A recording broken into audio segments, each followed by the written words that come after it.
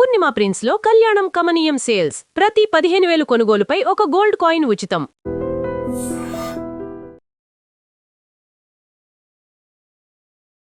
ఇప్పుడు జరిగే దాంట్లో నా అంచనా ప్రకారం ఈ అర్బన్ నెక్సల్స్ బయటకు వస్తారు. తెలంగాణ, ఆంధ్ర, ఛత్తీస్గఢ్, మధ్యప్రదేశ్, జార్ఖండ్ మీరు చెప్పినట్టు ఎంటైర్ దండకారిన బ్లెంట్లో నక్సలిజం అనే ఒక కాన్సెప్ట్ పోతుంది. బహుశా ఆగస్ట్ 31 తారీఖు అమిత్ షా గారు బస్తర్లో ఒక మీటింగ్ కూడా పెట్టవచ్చు.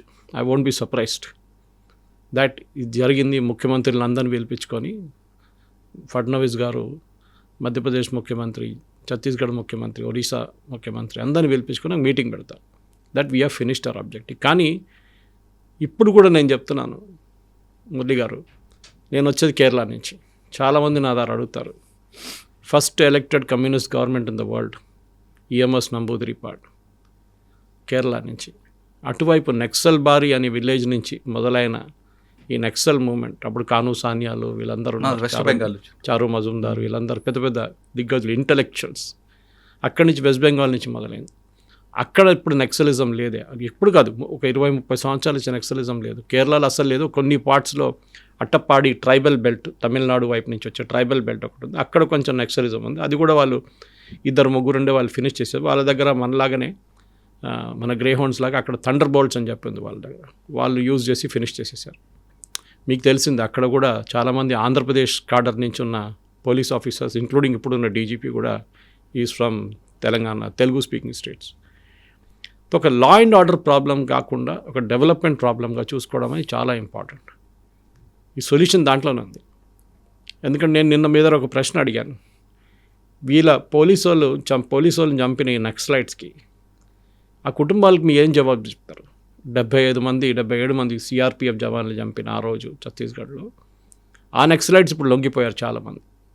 మీరు వాళ్ళ మీద కేసు ఎత్తేస్తే ఆ ఫ్యామిలీస్కి ఏం జవాబు ఇస్తారు మీరు? అంటే మీరు ఒక క్రిమినల్ని రివార్డ్ చేసినట్లు ఉంటుంది. ఒక టెర్రరిస్ట్కి ఒక రివార్డ్ ఇచ్చారు, మీరు క్యాష్ రివార్డ్ ఇస్తున్నారు. వాళ్ళ లైఫ్ సెంటెన్స్ కూడా మొత్తం. అంటే నక్సల్స్ అన్న వాళ్ళు క్రిమినల్ కాదు, టెర్రరిస్టులు కాదు, వాళ్ళు ఐడియాలజీ ప్రకారం ఉండి సొసైటీలో ఉన్న ఇష్యూస్ కోసం ఫైట్ చేస్తున్నారు కాబట్టి వాళ్ళ క్రిమినల్తో కానీ టెర్రరిస్ట్తో కానీ పోల్చకూడదు అనేది. కానీ ఒక జీవితం, మీరు ఒక మనిషి జీవితం తీసుకున్న తర్వాత, చంపిన తర్వాత ఫిలాసఫీ అంతే ఉంటుంది పక్కన. కానీ వాళ్ళు చెప్పే వెర్షన్ ఏంటంటే ఇది రాజ్యంతో యుద్ధం కాబట్టి యుద్ధంలో భాగంగా మా వైపు ప్రాణ నష్టం ఉంటుంది, వాళ్ళ వైపు ఉంటుంది, వాళ్ళ మీద వ్యక్తిగతంగా మా కోపం ఉండదు, యుద్ధంలో భాగంగా జరుగుతుందని వాళ్ళు అంటారు, సమర్థించుకుంటున్నారు. కరెక్ట్. ఇప్పుడు వాళ్ళకి తెలుసు పోలీసు వాళ్ళ చేతిలో దొరికితే ఎన్కౌంటర్ అయిపోతుంది. మనందరూ తెలుసు ఎన్కౌంటర్ అనేది it's always fake. Most of time 90% ఫేకే ఉంటుంది, 10% జెన్యున్ ఉండొచ్చు. కానీ మీరు చెప్పినట్ల మన ఇక్కడ ఒక అమ్మాయిని రేప్ చేసి చంపారు, దివ్య, మీకు గుర్తుంటుంది. వాళ్ళు నక్సలైట్స్ కాదు, కానీ వాళ్ళ దగ్గర ఒక లా అండ్ ఆర్డర్ ఇష్యూ కాదు, అది మోర్ ఆఫ్ అన్ ఎమోషనల్ ఇష్యూగా మారిపోయింది. అంటే ఒక అమ్మాయిని రేప్ చేసి చంపేశారని మళ్ళీ వీళ్ళు తీసుకొచ్చి మీరు కోర్టు తీసుకెళ్ళి ఎవిడెన్స్ తీసుకురావడం అంటే ఇంపాసిబుల్. నక్సలైట్స్ కూడా అంతే సార్. సో వాళ్ళని ఎన్కౌంటర్ చేశారు. నక్సలైట్స్ కూడా మీరు ఒక బ్లాస్ట్ జరిగిన తర్వాత 10 మందిని పట్టుకొస్తే అది కోర్టుకు వచ్చేదాకా 20 సంవత్సరాల తర్వాత విట్నెస్ మారిపోతారు, విట్నెస్ హాస్టైల్ అయిపోతారు, కేసు పడిపోతుంది కంప్లీట్గా. సో ఏంటంటే అన్నిటికంటే బెస్ట్ సొల్యూషన్ ఎన్కౌంటర్ చేసాడు. ఇది ఎప్పటి నుంచి నడుస్తుంది, మీ కెరియర్లో మీరు చూసుంటారు ఇది. సార్, ఇప్పుడు జైల్లో ఉన్న వాళ్ళ కోసం బయటకు వచ్చిన వాళ్ళు పోరాటం చేయాలా, లేదా ఇంకొక స్వచ్ఛంద సంస్థలు పోరాటం చేయాలా, ప్రభుత్వం కిందకి దిగి వచ్చి వాళ్ళ కేసులు మాఫీ చేసి బయట తీసుకురావాలా? దీన్ని బట్టి ఇప్పుడు చంపిన వాళ్ళు పెద్ద పెద్ద నేతలు బయట ఉన్నారు. మీరు చెప్పినట్లు ఒక పాలసీ ప్రకారం సరెండర్ చేయించారు, ఓకే, నో ప్రాబ్లం. పేదోళ్ళు కూడా అంతే కదా సార్. మీరు చెప్పినట్ల వాళ్ళు చేసిన తప్పులు అనుకున్నాం, అది ఎవరో పోలీసు వాళ్ళని చంపినారని చెప్పి ఆయన జైలు వేస్తే ఇంకో మాట లేదు, వాళ్ళ కోసం ఒక కొరియర్గా పనిచేశారు దానికోసం జైలు వేసామంటే ఇంకో మాట, వాళ్ళ కోసం ప్రజాసభలు పెట్టారని చెప్పి వాళ్ళని జైలు వేశారంటే అది ఇంకోటి. ఆ లెవెల్లో జరిగిన క్రైమ్ కన్నా చాలా తక్కువ ఇది. సో డెఫినెట్గా గవర్నమెంట్ ఒక పాలసీ తీసుకొచ్చి మీ పెద్ద నేతల్ని మేము మాఫీ చేసినప్పుడు మిమ్మల్ని కూడా మాఫీ చేస్తున్నాం, but subject to the severity of crime అదొకటి ఉంటుంది. కానీ 77 మంది సిఆర్పిఎఫ్లు చంపిన నేతలు కూడా ఉన్నారు ఇప్పుడు సరెండర్ అయిన వాళ్ళు చాలామంది. సో వాళ్ళని మీరేం చేయట్లేదే, సో వాళ్ళని కూడా ఇడవచ్చు. I think as a matter of policy డెఫినెట్గా మీరు చెప్పిన దానికి ఎస్, వీళ్ళని ఎవరు వెళ్ళి డిఫెండ్ చేయక్కర్లేదు. ఒక పాలసీగా గవర్నమెంట్ స్వచ్ఛంద సంస్థలు అక్కర్లేదు, ఎవరు అక్కర్లేదు, గవర్నమెంట్ ఒక పాలసీ పెట్టి as was done for senior leaders వీళ్ళకు కూడా అదే మాఫీ, దానికి కావాలంటే కొత్త చట్టమో కొత్త ఆర్డినెన్సో కొత్త గెజెటో ఏదైనా చేపించేసి చేయాల్సి వస్తుంది. చేస్తే బాగుంటుంది, ఎందుకంటే దీనికి ఒక సొల్యూషన్, అది ఫైనల్ సొల్యూషన్ అది. ఎందుకంటే ఎన్ని రోజులు వాళ్ళు జైల్లో ఉంటారో మళ్ళీ ఇంకొక సెకండరీ మూమెంట్ స్టార్ట్ అవుతుంది. అవును, ఇది నాకు కూడా ఒక భయం ఉంది, ఎందుకంటే సెకండరీ మూమెంట్ అంత పెద్ద లెవెల్కి వెళ్ళదు అనుకోండి, కానీ సెకండరీ మూమెంట్ ఉంటుంది. ఒక పోలీస్ ఇన్ఫార్మర్గా ఎవరినైనా చంపినా కానీ అట్లాంటి జరిగిన పరిస్థితుల్లో ఎస్ ఒక సివియరిటీ ఆఫ్ క్రైమ్ చూసి ఐ థింక్ 90 నుంచి 95% మందిని జైలు నుంచి బయటికి తీసుకురావచ్చు. మురళి గారు సార్, ఇప్పుడు సరెండర్ అయిన వచ్చిన ఇన్ఫర్మేషన్ ప్రకారం డంపుల్లో చూస్తుంటే కోట్లాది రూపాయల నగదు, కోట్ల కేజీలు కూడా బంగారం దొరుకుతుంది. అంటే వాళ్ళు కలెక్ట్ చేసిందంతా కూడా పార్టీ ఫండ్కే తప్ప వ్యక్తిగతం కాదన్న విషయం చాలామందికి తెలుస్తుంది. కానీ ఇవన్నీ చూసిన తర్వాత కింద వాళ్ళకి ఏమనిపిస్తుంది, ప్రజలకి ఏమనిపిస్తుంది అంటే బా నక్సల్దార్ ఇంత డబ్బు ఉందా అనుకుంటారు, ఇంతవరకు ఆయుధాలు ఉన్నాయి అనుకున్నారు వాళ్ళు.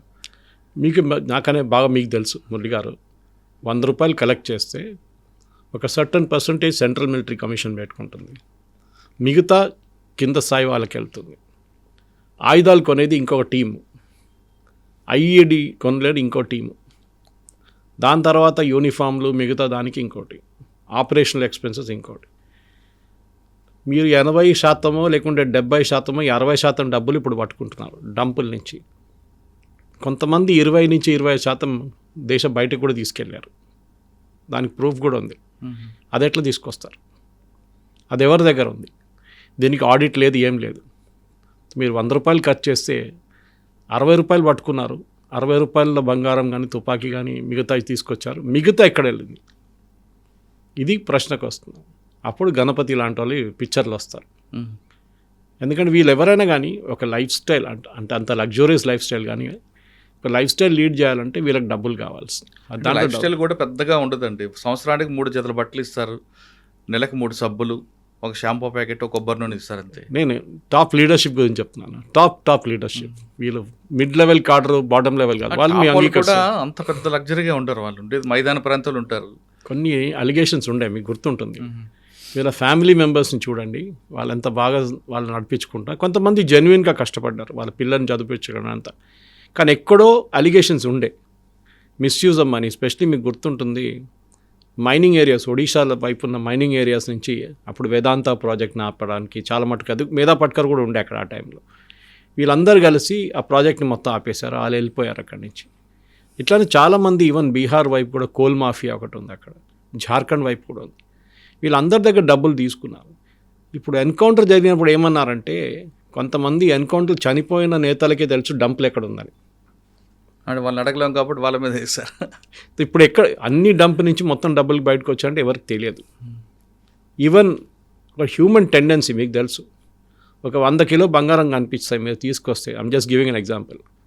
ఆ పోలీస్ ఆఫీసర్ కానీ ఆ నక్సలైట్ కానీ ఇద్దరు ఒక అగ్రిమెంట్కి వచ్చేసారు, రే నువ్వు 1 కిలో తీసుకో, నేను 10 కిలోలు తీసుకుంటాను, మనం సీజ్ చేసిన 90 కిలోలు అని చెప్దామని చెప్పి. ఒక హ్యూమన్ టెండెన్సీ ఉంటుంది, అది కూడా జరగవచ్చు. సో మన ఇక్కడ ఏం జరగాలంటే డంప్స్, ఎస్ వీళ్ళు ఒక మూమెంట్ నడిపించాలంట. అది మీరు వియట్నాంలో జరిగిన అమెరికా వ్యతిరేకంగా జరిగిన గెరిలా వార్ఫేర్ కానీ అట్లాంటి చిన్న చాలా మటుకు ఈవెన్ తాలిబాన్ నడిపేయడానికి ఆఫ్ఘనిస్తాన్లో ఉన్న పాపీ కల్టివేషన్తో వచ్చే డబ్బులు కూడా చాలా మటుకు మిస్యూజ్ అవుతుంది. జెన్యున్గా 60% వాడుకుంటారు, 40% పోతుంది. And I'm still believe in it strongly. ఎందుకంటే కమ్యూనికేషన్ ఎక్విప్మెంట్ ఫర్ ఎగ్జాంపుల్, వీళ్ళు మొబైల్ ఫోన్ కొంత సంవత్సరాల దాకా వాడలేదు, ఎందుకంటే వాళ్ళకి తెలుసు పోలీసు వాళ్ళు ట్రాక్ చేస్తారు. శాటిలైట్ ఫోన్ తీసుకొచ్చారు, ఇరీడియం ఫోన్స్ తీసుకొచ్చారు, మళ్ళీ పోలీసు వాళ్ళు దాన్ని కూడా ట్రాక్ చేయడం మొదలుపెట్టారు. అప్పుడు ఇరీడియం పక్కన పెట్టేశారు.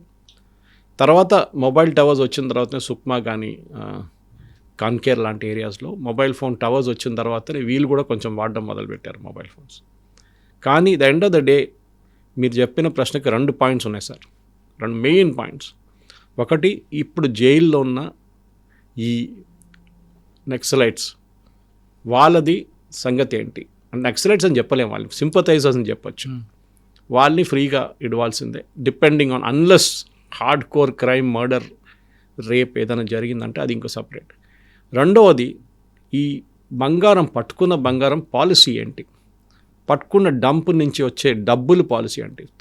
మిగతా ఆయుధాలన్నీ పక్కన పెట్టండి, అది పోలీసు వాళ్ళు ఉపయోగించుకుంటారు, వాళ్ళు యూజ్ చేసుకుంటారు కావాలంటే.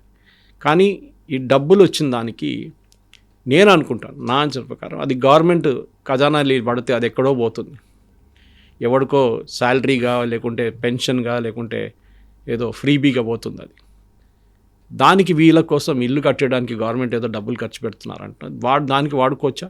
నాకు ఒక ప్రశ్న ఉంది, మీరే ఆన్సర్ చేయాలి, ఎందుకంటే మీరు ఈ ఫీల్డ్లో చాలా పనిచేశారు. దాన్ని వాడుకోవచ్చా అని కాదు, కానీ వీళ్ళు ప్రజల డబ్బులే తీసుకున్నారు కాబట్టి ఆ డబ్బుల్ని మళ్ళీ ఆదివాసుల కోసం ఖర్చు పెడితే డెవలప్మెంట్ చేస్తే ఇంక బెటర్ అనిపిస్తుంది. కానీ దానికి ఒక సిస్టమ్ ఉండాలి కదా సార్. గవర్నమెంట్ అంటే పెద్దగా బావి, ఆ సిస్టంలో పెట్టి దీనికి ఒక అకౌంటబుల్ చూసి వాళ్ళు ఎక్కడైతే డబ్బులు తీసుకొచ్చారో ఆ డబ్బులతోని ఆదివాసుల డెవలప్మెంట్ కార్యక్రమం చేపడితే ఫస్ట్ అని నా వ్యక్తిగత అభిప్రాయం. నల్లమల నుంచి సార్ మీకు తెలుసు, నల్లమల నుంచి నక్సలిజం ఎందుకు పోయింది సార్ చెప్పండి నాకు. నల్లమలని పోవడం కంటే ప్రజల నుంచి వ్యతిరేకత వచ్చింది, ప్రజలు దూరం అయ్యారు, చెంచులందరూ కూడా నక్సల్స్కి దూరం అయ్యారు. ఎందుకంటే చెంచుల డెవలప్మెంట్ కోసం గవర్నమెంట్ చేసింది చాలా కార్యక్రమాలు. వాళ్ళకి ఫారెస్ట్ వాచెస్గా పెట్టుకున్నారు వాళ్ళు. గిరిజన్ డెవలప్మెంట్ కార్పొరేషన్ గమ్ కలెక్షన్లో కానీ హనీ కలెక్షన్ అన్నింటిలో వాళ్ళకి ఇన్వాల్వ్ చేశారు కాబట్టి వాళ్ళే దూరం అయ్యారు. ఇది ఒకవైపు పోలీస్ కూంబింగ్, కరెక్ట్, 4 జిల్లాల సరిహద్దు ఒకేసారి రౌండ్ అప్ చేయడంతో మీరు ఆత్మకూరు నుంచి అటువైపు దాకా, ఇక్కడ మహబూబ్ నగర్ నుంచి మీరు కర్నూలు, ప్రకాశం, ఇవన్నీ గుంటూరు, ఇవన్నీ కూడా ఒకేసారి 7 జిల్లాలు వస్తుంది, అప్రాక్సిమేట్లీ 6-7 జిల్లాలు వస్తుంది, నల్గొండ. సో ఇట్లాంటి పరిస్థితుల్లో కాంకేర్ కానీ, సుక్మా కానీ, బీజాపూర్ కానీ, ఇటువైపు గడ్రిచోలి కానీ డెవలప్మెంట్ ఎందుకు చేయకూడదు? ఫడ్నవీస్ గారు ఒక 12-14 ప్రాజెక్టులు శంకుస్థాపన చేశారు. దాంట్లో ఎంత డెవలప్మెంట్కి వస్తుందో చూద్దామని. గచ్చిరోలి ఏదో డిఫరెంట్గా డెవలప్మెంట్ అవుతుంది, ఎందుకంటే ఫడ్నీస్ గారు నేటివ్ ప్లేస్ కూడా అందులో ఉంది, మూల్ అనే విలేజ్ ఉంటుంది. కరెక్ట్, ఆ ప్రాంతంలో బ్రహ్మాండం డెవలప్మెంట్ అవుతున్నాయండి, మంచి మంచి ప్రాజెక్ట్స్ వస్తున్నాయి. ఇక్కడ కూడా మీరు చెప్పిన దానికి ప్రకారం ఈ డబ్బులు వాడుకొని, ఈ బంగారం వాడుకొని, ఇప్పుడు దాంట్లో కూడా చూడండి, నేను ఒక ఎగ్జాంపుల్ ఇస్తాను మీకు. దీంట్లో చాలామంది పేదోళ్ళు ఉంటారు, చాలామంది కాదు 90% పేదోళ్ళు ఉంటారు, వాళ్ళకు అమ్మాయిలకు పెళ్లి చేయాల్సి వస్తుంది. ఇదొక ట్రస్ట్ కింద పెట్టుకొని ఈ బంగారం అంతా ఈ పిల్లల వెడ్డింగ్ కూడా యూజ్ చేసుకోవచ్చు, చాలా మటుకు పెళ్ళికి యూజ్ చేసుకోవచ్చు. కానీ దానికి ఒక ఇండిపెండెంట్, అకౌంటబుల్, చాలా ఆనెస్ట్, క్రెడిబుల్ ఉన్న ఇంక్లూడింగ్ జ్యుడిషియల్ ఆఫీసర్స్, రిటైర్డ్ ఆఫీసర్ని పెడితే బాగుంటుంది అని నా అంచనా. కానీ ఇది whole problem boils down to simple. ఇదంతా అయిపోయిన తర్వాత బంగారం పక్కన పెట్టండి, ఆయుధాలు పక్కన పెట్టండి, సరెండర్ పక్కన పెట్టండి, మీరు నెక్సల్ లీడర్స్ని హైటెక్ సిటీ తిప్పుతున్నారు, వాళ్ళు చూస్తున్నారు డెవలప్మెంట్ అంటే ఏంటి, అంటే మా ఊర్లో ఉన్న పిల్లలకి ఇప్పుడు ఉద్యోగం వస్తుంది, వాళ్ళు ఇప్పుడు నెక్సల్ మూమెంట్లో ఒక 20 సంవత్సరాల తర్వాత, ఇప్పుడు 10 సంవత్సరాల తర్వాత 20 సంవత్సరాల తర్వాత ఈ నెక్సల్ మూమెంట్లో జరిగిన తప్పుల గురించి ఒక వైట్ పేపర్ ఉంటుందా లేదా, అదొక మెయిన్ క్వశ్చన్. ఎందుకు జరిగింది? ఎందుకంటే మనమైతే 70s నుంచి మోడల్ స్కూల్లో చదివాను నేను, ఉస్మానియా. ఆ టైంలో చూశాను అక్కడి నుంచి. తర్వాత Osmania the bedrock for it. కానీ ఆ డెవలప్మెంట్ మీదే అదంతా నడిచింది. నేను దానికోసం Kerala and west Bengal example ఇచ్చాను మీకు. ఎస్, నెక్సల్ మూమెంట్ 31st మార్చ్కి అమిత్ షా గారు క్లోజ్ చేస్తారు. కానీ దాని తర్వాత ఏంటి సార్? మార్చ్ 31st అవ్వసరికి గణపతి గారు కానీ మిగతా వాళ్ళు కానీ బయట రాకపోతే క్లోజ్ అవుతుందా? దీన్ని కంటిన్యూ ఎక్స్టెన్షన్ చేసుకుంటారు? అది ఎక్స్టెన్షన్ చేయరు, అంటే వాళ్ళు డిక్లేర్ చేసేస్తారు, అయిపోయింది. దే ఆర్ కన్పియట్ లేదు, వాళ్ళు వస్తే సరెండర్ తీసుకుంటారు అంతే. కానీ మ్యాక్సిమం మీకు తెలిసిందే, వీళ్ళ ఫుట్ సోల్జర్స్ సరెండర్ చేస్తున్నారు, bottom of the pyramid surrender చేస్తున్నారు. ముందు ఆక్సిజన్ కట్ చేశారు, ఆటోమేటిక్ బయట రావాలి. టాప్ లీడర్షిప్ అంతా సరెండర్ అయినప్పుడు మిడ్ లెవెల్, బాటమ్ లెవెల్కి వాళ్ళకి మోటివేషన్ ఉండొచ్చు సార్, వాళ్ళు గైడ్ చేయడానికి ఎవరు లేరు. అవును, మిలిటరీ కమిషన్ లేదు, ఆర్గనైజేషన్ చేయడానికి ఉంటారు కదా, మైండ్లు తయారు చేసేటోడు లేడు, అందరు లొంగిపోయారు కదా. దేని తర్వాత వీళ్ళని పార్టీకి 3 ఉంటాయండి, మావోయిస్ట్ పార్టీకి. 1 పార్టీ, 2 మిలిటరీ, 3 ఫ్రంట్ ఆర్గనైజేషన్. ఈ 3 దెబ్బ కొట్టిన తర్వాత ఇంక పార్టీ ఉంటుంది, 2 పోయి. మిలిటరీ ఆల్రెడీ కొలాప్స్ అయింది, అదే ఫ్రంట్ ఆర్గనైజేషన్ పూర్తిగా లేదు. ఆర్గనైజేషన్ ఎన్టీ రామారావు గారి టైం నుంచే ఆల్మోస్ట్ వైప్ అవుట్ అయిపోయారు. ఇంకా మీకు పార్టీకి ఎక్కడ మీకు ఆక్సిజన్ వస్తుంది? రాదు కదా. అది that is why I'm saying. అది ఇంకోటి ఆక్సిజన్ ఉంది సార్, ఒకటి డెవలప్మెంట్. దాంట్లో నేను అంటాను, ఇప్పుడు కూడా అంటున్నాను, డెవలప్మెంట్, ల్యాక్ ఆఫ్ డెవలప్మెంట్ జరగలేదని చెప్పేసి నక్సలైట్ మూమెంట్ చాలా మటుకు, ఎస్పెషలీ ఈ దండకారణ్య బెల్ట్ నుంచి నల్లమల దాకా వచ్చే ఆ బెల్ట్లో కంప్లీట్గా డెవలప్మెంట్ జరగలేదు. అది మన తప్పు ఉంది, మనదంటే గవర్నమెంట్ తప్పు ఉంది 100% కాదు. మీరు ఆ రోజు డెవలప్మెంట్ జరిపితే, దానికోసం చూడండి, ఎప్పుడైనా వీళ్ళు రోడ్ ఓపెనింగ్ పార్టీస్ని టార్గెట్ చేస్తారు. ఎందుకు? వీళ్ళకి రోడ్లు వద్దు, ఒకసారి నక్సలైట్స్కి ఒకసారి రోడ్ వచ్చేస్తే that's a first sign of development. మనం చూసాం సుక్మాలో 72 సంవత్సరాల్లో 73 సంవత్సరాల తర్వాత ఫస్ట్ టైం ఒక బస్సు వచ్చిందంట. ఆలోచించండి, బస్సు చూడలేదు అక్కడ ఉన్న ప్రజలు. బస్సు ఏంటంటే కరెంట్ కూడా చూడండి, అది టెలివిజన్ సెట్స్ లేదు, స్కూల్ లేవు, basic health primary health centres లేవు. ఇది ఇంకా ఇప్పుడు కూడా చేయకపోతే సార్, ఇప్పుడు కూడా నేను చెప్తాను, మీరు ఎంత మాట చెప్పినా కేరళ గురించి మీరు మంచి అంటారు, నేను కూడా అంగీకరిస్తాను. అట్టప్పాడిలో ఇప్పుడు కూడా ట్రైబల్ హ్యామ్లెట్స్లో ఫుడ్ లేకుండా చనిపోతున్నారు సార్, తిండి లేకుండా చనిపోతున్నారు. ఇప్పుడు కూడా 300 కోట్లు 400 కోట్లు ఆ ఏరియాకి ఒక్కటే కేటాయించారు కేరళ గవర్నమెంట్. ఆ డబ్బులు ఎక్కడ పోతుంది? ఇదే ప్రాబ్లం. సో అక్కడ నెక్స్ట్ మూమెంట్ స్టార్ట్ అయితే ఐ వోంట్ బి సర్ప్రైజ్డ్. ఎందుకంటే మీరు బీహార్ గురించి మాట్లాడితే ఏమనంటే బీహారీల గురించి చెప్తారు, ఛత్తీస్గఢ్లో పావర్టీ గురించి చెప్తారు. ఇక్కడ ఎందుకు జరగట్లేదు? అట్టపాడిలో ఇప్పుడు కూడా పిల్లల మ్యాల్ న్యూట్రిషన్ డెత్ చాలా ఎక్కువ సార్. ఇన్ఫెంట్ మార్టాలిటీ హైయెస్ట్ ఆ ఏరియాలో. కేరళలో అన్నిటికంటే తక్కువ. కేరళలో అసలు పావర్టీ లేదని ప్రకటించుకుంటారు కదా సేమ్. ఇదంతా అదే నేను కూడా చెప్తాను సార్. మీరు ఫిగర్స్ తీయాలంటే స్టాటిస్టిక్స్ ఏమని చేసుకోవచ్చు, కానీ నేను ఒక ఎగ్జాంపుల్ ఇస్తున్నాను మీకు. ఎందుకంటే ఇక్కడున్న ప్రేక్షకులు తెలియదు అట్టపాడి ఎక్కడ ఉందని వాళ్ళు ఒక మ్యాప్ తీస్తే కూడా అది చెప్పలేరు వాళ్ళు, ఏ ట్రైబల్ హ్యామ్లెట్ ఎక్కడ ఉందనేది. మీకు గుర్తుంటుంది ఒక ఫేమస్ కేసు, మధు అని ఒక ట్రైబల్ అబ్బాయిని కొంచెం మెంటలీ ఛాలెంజ్డ్ ఉన్నారు, ఏదో షాప్ నుంచి కొన్ని బియ్యం ఏదో పట్టుకెళ్ళాడని చెప్పి దొంగతనంగా వాడిని పట్టి కొట్టి చంపేశారు. అక్కడున్న ప్రజలు చేశారు అది. అంటే మీరు అప్రిషియేట్ చేయట్లేదు. సింపతి ఒకటి, తుపాకీ తీసుకున్న ఇంకోటి. I think the entire thing boils down to development. ఇప్పుడు చాలా పెద్ద మంచి ఆపర్చునిటీ గవర్నమెంట్కి ఉంది. ఈ ఏరియాస్లో ఎక్కడెక్కడ నక్సల్ మూమెంట్స్ ఉండే ముందు అక్కడ కూడా మీరు ఇప్పటి నుంచి దాని కొంచెం చూడండి సార్. పొద్దున మీరు వెళ్ళి ప్యారడైజ్ దగ్గర నిలబడండి, కంకేర్ నుంచి ఒక బస్సు వస్తుంది, ఒకటి కాదు ఇప్పుడు 3 బస్సులు వస్తున్నాయి. మొత్తం వీలే వస్తారు, ట్రైబల్స్ వస్తారు. వితిన్ 30 నిమిషాల్లో ఒక్కరు కూడా కనిపించారు అక్కడ. వాళ్ళ కోసం ఆటోలు రెడీ ఉంటాయి, వాళ్ళని ఏదో కన్స్ట్రక్షన్ సైట్కి తీసుకెళ్ళిపోతారు. రిటర్న్ ఆఫ్టర్నూన్ టైం సుచిత్ర దగ్గర నుంచి ఆ బస్సులు మొదలైతే మళ్ళీ రిటర్న్ వెళ్ళేటోళ్ళు. అంటే వాళ్ళకి డెవలప్మెంట్ కోసం, వాళ్ళ డబ్బుల కోసం సిటీకి వస్తున్నారు. నేను చెప్పాను మీకు, నేను నా పెళ్లి జరిగినప్పుడు 91లో మా ఊర్లో 15 కిలోమీటర్స్ ట్రిచ్చూర్ టౌన్ ఇన్ కేరళ. ఆ టైంలో 30 ఫ్యామిలీస్ ఉన్నారు ఏలూరు నుంచి 91లో. అప్పుడు అడిగాను, బాబు నువ్వు ఇక్కడ ఎందుకు వచ్చారా, మీరెందుకు ఇక్కడికి వచ్చారంటే, సార్ ఆ టైంలో వాళ్ళ ఊర్లో 200 రూపాయలు పర్ డే వర్క్కి, మా దగ్గర 500 ఇస్తున్నాయి. ఇప్పుడు 1300 1400 అన్స్కిల్డ్ లేబర్. అక్కడ వచ్చింది సార్ ప్రాబ్లం. మీరు డెవలప్మెంట్ తీసుకొస్తే I think entire thing can be wiped out. ఎప్పుడు అంటారు ఇంగ్లీష్లో ఒక సేయింగ్ ఉంది, hindsight is an advance. అంత అయిపోయిన తర్వాత మనం చెప్పడానికి చాలా బాగుంటుంది అడ్వైస్. ఐ థింక్ ఇప్పుడైనా ఒక ఆపర్చునిటీ వచ్చింది. మీరు చెప్పిన దాని ప్రకారం ఇంకా వీళ్ళు లొంగకపోతే కూడా గణపతి కానీ మిగతా వాళ్ళు, గణపతి పోయారనుకోండి కావాలంటే, లేదు ఈ somewhere there, let him stay where he's, as long as ఆయన రివైవ్ చేయకుండా చూసుకోవాలి మూమెంట్, అంతే. ఇప్పుడున్న వాళ్ళని మీరు చెప్పినట్లు ఆ లోవర్ లెవెల్ కార్డర్స్ లేకుంటే సింపథైజర్స్ ఎవరెవరు జైల్లో ఉన్నారో వాళ్ళని ఒక పాలసీ ప్రకారం బయటికి తీసుకొచ్చి వాళ్ళకు కూడా ఇల్లు ఇచ్చి వాళ్ళకి ఏదో ఒక చిన్న ఒక ఉపాధి కోసం ఏమైనా డబ్బులు ఇచ్చేసి వాళ్ళు చేసుకుంటే బాగుంటుంది. లేకుంటే వర్షన్ 2 రాకూడదు నక్సలిజం. అది నాది అభ్యర్థన అనమాట. టాప్ క్యాడర్లందరినీ సరెండర్ చేసిన తర్వాత సరెండరీ పాలసీ ప్రకారం వాళ్ళకి ఇవ్వాల్సింది ఇస్తున్నారు. అదేవిధంగా వాళ్ళు చెప్పితే చేసిన కింద స్థాయి వాళ్ళందరూ జైలులో మగ్గిపోతున్నారు కాబట్టి వాళ్ళని బయటికి తీసుకొచ్చి వాళ్ళకి పునరావాస కేంద్రం కల్పించాలంటున్నారు సురేష్ గారు.